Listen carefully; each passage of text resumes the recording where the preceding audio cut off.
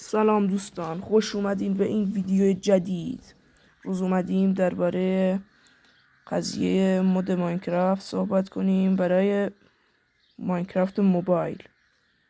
اول برنامه ادونز فور ماینکرافت رو نصب میکنید، بعد با فیلتر شکن باید برید تو. وقتی که رفتید تو یه مودی رو انتخاب میکنید آخرش.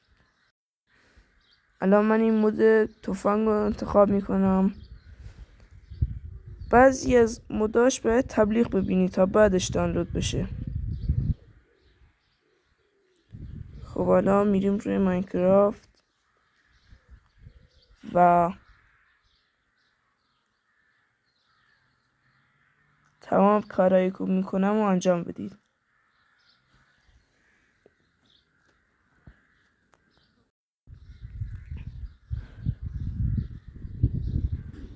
این پایین اینجا مود است، فعالش میکنید، اکتیوش میکنید و بعدش توی اینجا فعالش میکنیم. بعد کریت ورد رو میزنیم، میریم توی جهانمون، کم صبر کنیم. خب حالا اینجا ما میکنیم و اینا اسلحه ها. حالا چند تاشو بر میدارم تستشو میکنم.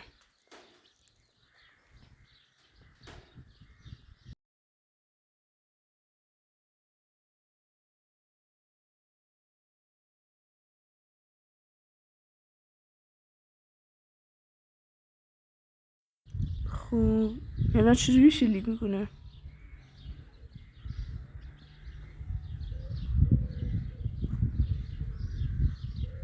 آها یاد گرفتم.